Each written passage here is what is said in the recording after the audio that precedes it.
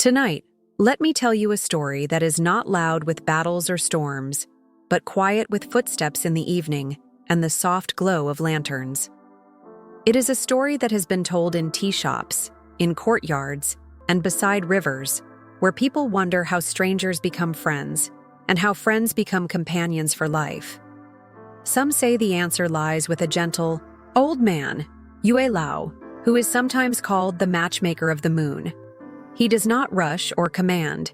He is said to tie a single red thread between hearts that are ready to meet, a thread invisible to most eyes, yet strong enough to last a lifetime. And in this telling, the thread begins at the door of a small tea house where the night gathers like silk around its frame. The tea house is modest. Its wooden beams hold the scent of old pine. Paper lanterns sway lightly at the door, painting the street with circles of pale gold. Inside, the keeper wipes the last cups of the day, stacking them gently as though not to wake the house itself. The sound is soft, porcelain on wood, a lull more than a clatter. Outside, the street is quiet, though from a distance comes the faint call of a vendor. A child's laugh fading into the dark and the low sigh of wind slipping through bamboo leaves. This is where the story settles. The old man Yue Lao, in some stories, passes unseen, leaving no mark but a strand of thread drawn from his sleeve. He may look like a passerby with a walking stick. He may seem to be only a shadow stretching long under moonlight. Yet when he stops before the tea house, the door breathes open as if welcoming him. No one inside notices. Still, 2 chairs near the corner are brushed with a red thread so fine it could be mistaken for a line of light. Tonight, a young calligrapher pauses outside the same tea house. He has been copying texts, by lamplight for too many nights, and his eyes ache with restless lines. His name is not preserved, for this tale is not about famous scholars, but about ordinary hearts. He steps in for a cup of tea before returning home. The keeper nods, sets water to warm, and the air fills with the faint hiss of steam. Across the room, an herbalist who has just delivered a bundle of dried leaves to a neighbor pauses as well. She sits quietly, smoothing her sleeve, waiting for her tea. The keeper sets their cups down without ceremony, and perhaps he does not notice that the 2 cups rest upon the same small tray before being carried apart. But Yue Lao notices. The thread between the 2 chairs glows for an instant like the tail of a falling star. They do not speak at once. The calligrapher writes a note in his pocketbook, his brush moving without ink, only the habit of his hand. The herbalist folds a piece of paper where she has copied an old recipe. The room is still, except for the wind nudging the lanterns outside. After a while, 1 cup clinks against its saucer more loudly than the other, and that is how their eyes meet. He glances, she nods, and a thread pulls gently between them. Not a rope, not a chain, but something that hums in stillness. They share a smile, small, almost shy, and then return to their quiet. Yet the air feels altered, as if the house has begun to hum a note it never played before. In Chinese folklore, the red thread is a symbol of destined connection. One version says Yue Lao ties it around the ankles of those who will someday meet. Another says it is bound at the finger, a sign we now call the pinky promise. The thread is said never to tangle, never to break, though it may stretch across mountains, seas, and years. In some stories, even those who resist find themselves drawn back together, as if the universe keeps tugging them gently until they finally look up and see. But in other versions, the thread is softer. It does not force or bind. It waits, like the lamp that stays lit in a window until a traveler returns. Tonight's tale belongs to the gentler telling. Yue Lao's threads are not heavy with command. They are invitations, woven of patience. The calligrapher drinks his tea slowly, tracing his finger around the rim. The herbalist finishes her own, folding the recipe into her sleeve. Both rise around the same time, though from different tables. Their steps carry them to the same doorway, where the lantern, light spills a little brighter. One holds the door for the other. A pause, a thank you, and then they part into opposite lanes.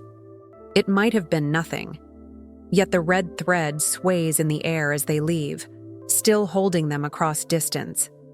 Yue Lao, who waits by the alley's edge, watches with a smile so faint it could be mistaken for moonlight. As the night deepens, the tea house closes. Chairs are stacked, lanterns lowered. The street grows quiet.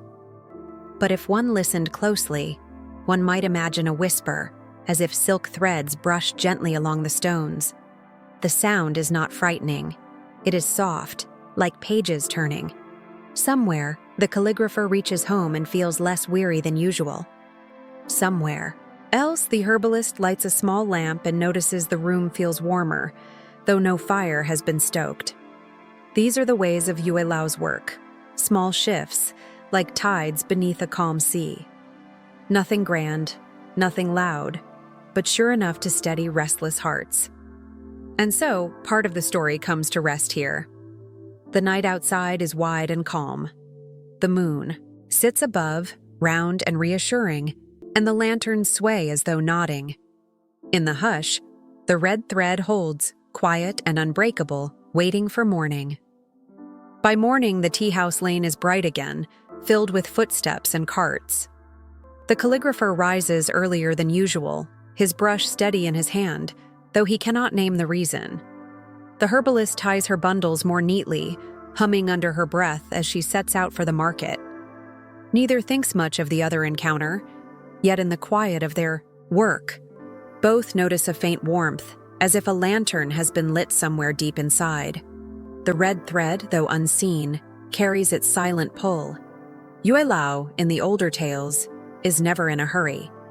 He lets the weave of life cross at the pace of rivers. So the story does not leap forward, but unfolds gently, like tea leaves opening in warm water. That evening, the tea house keeper sweeps the floor again.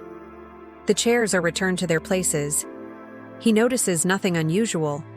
Yet in the corner, 2 seats seem to lean a little closer, as though the wood itself remembers.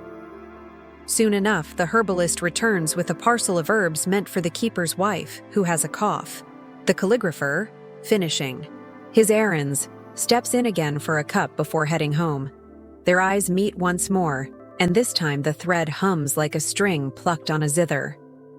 A polite exchange begins, a comment about the weather, a question about the market's noise, a shared smile at a child's kite caught in the rafters outside. Their words are simple, but in each word rests a kindness, like soft moss underfoot. The tea house holds the moment gently, cups steaming between them, lantern light swaying overhead. In one telling of Yue Lao's myth, he carries a book of marriages in his sleeve, recording the names of all who will someday join. The red threads he ties are not random. They are drawn from this book, written in quiet ink. Scholars in later centuries wondered whether this book was a symbol for destiny, or a way to imagine that love is not chaos, but has its own hidden order. And yet, when stories are passed from mouth to mouth, they grow gentler.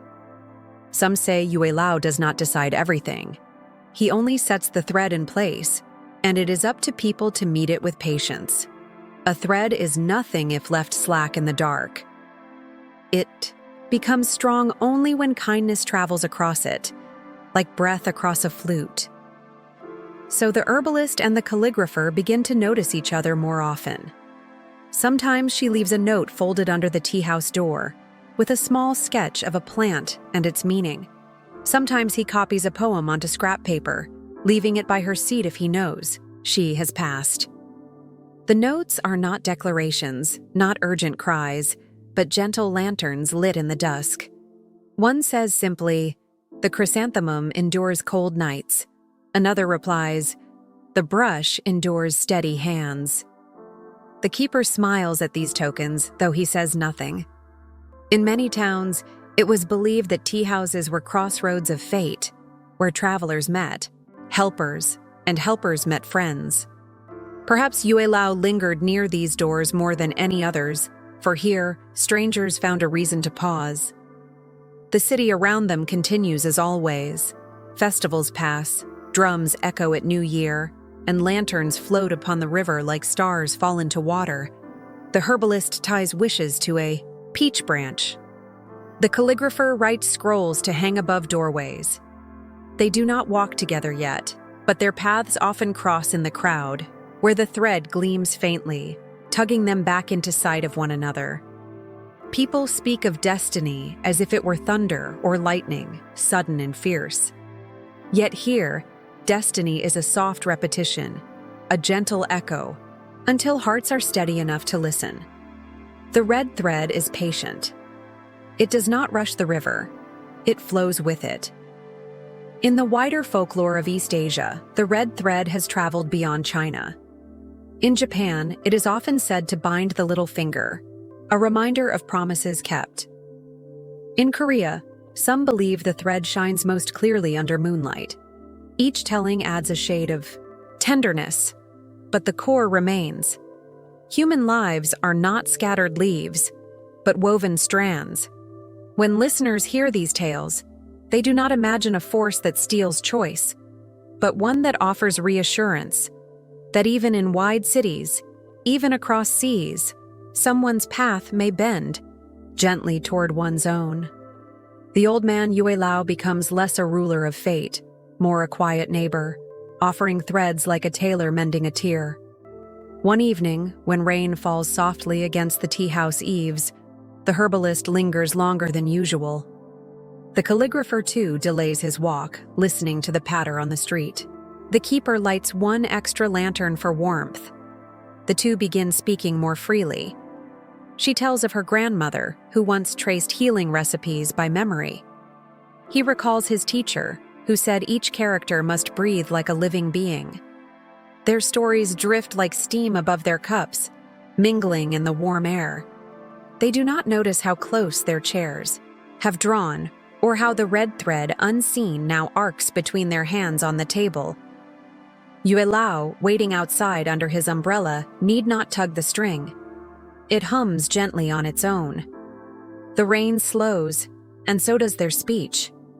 There is no urgency, no rush to name what is beginning. When they rise, their footsteps match without effort, leaving the tea house, together. Outside, the puddles mirror lantern light, and the red thread trembles, reflecting in each ripple as if painted on water. They walk to the corner where paths divide, then pause, smiling with the quiet certainty that they will meet again. And so, the thread stretches on, stronger now, woven of patience and shared moments. Tonight, as the street hushes after rain, the tea house door closes once more. The keeper sighs contentedly, the cups stacked safe. In the stillness, Yue Lao rests his walking stick against the wall, folding his hands. He has tied his threads for the night, and they shine invisibly like stars in the dark. For those who wonder if they will ever find a companion, he seems to whisper, "Do not fear. Threads are already waiting. They only need time to be seen." Seasons turn quietly around the tea house. Spring brings petals drifting onto the street. Summer hums with cicadas. Autumn carries the scent of roasted chestnuts, and winter lays down its hush of snow. Through it all, the calligrapher and the herbalist continue their crossings. Sometimes they arrive together, sometimes apart, but the thread between them remains steady as breath. Their conversations deepen.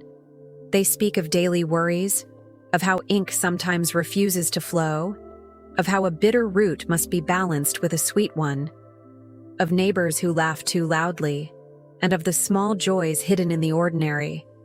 Nothing in their meetings is grand or dramatic, yet each moment settles into memory like pebbles, shaping the bed of a stream. When hands brush by accident, the red thread trembles as if pleased. Pleased. One festival night, lanterns float down the river, their reflections carrying dreams into the current. The herbalist and calligrapher stand side by side among the crowd. She releases a lantern with a wish for health. He releases another with a poem written on its side. The lanterns drift close, their flames steadying each other in the breeze, and the watchers nearby murmur at the sight. They do not know Yue Lao stands behind them, smiling softly, his book closed for the evening. In one version of the myth, it is said that Yue Lao does not remain forever by those he binds. Once the thread has begun to sing on its own, he moves quietly to the next doorway, the next crossroad, leaving behind a hush of blessing. Perhaps that night he turns away, his steps blending with the crowd, his task at peace. As the years pass, the bond woven by the thread ripens. The calligrapher's brush grows slower but more graceful. The herbalist's hands bear lines of work but also of care. There, home becomes a place where the smell of ink and the scent of herbs mingle, each grounding the other. Neighbors remark that their door always seems open, a teapot always warm. Children from nearby slip in to listen to stories or to watch the calligrapher draw characters shaped like flowing water. Some nights the herbalist leaves the door ajar so the moonlight may fall across their table. In that light, she thinks of the old tale of Yue Lao, of how threads may stretch unseen across the world, and how gentle patience allows them to be found. She is grateful for the quiet strength that brought her here.